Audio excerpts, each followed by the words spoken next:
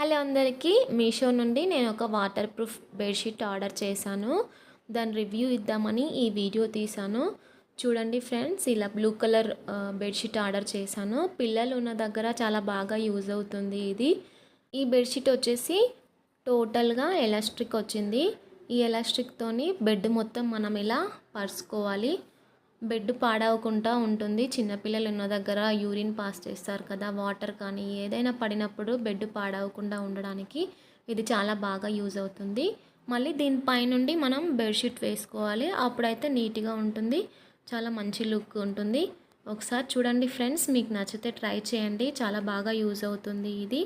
Water పడినా కూడా కింద బెడ్కి తగలట్లేదు, వాటర్ అది అబ్జర్వ్ చేసుకుంటుంది.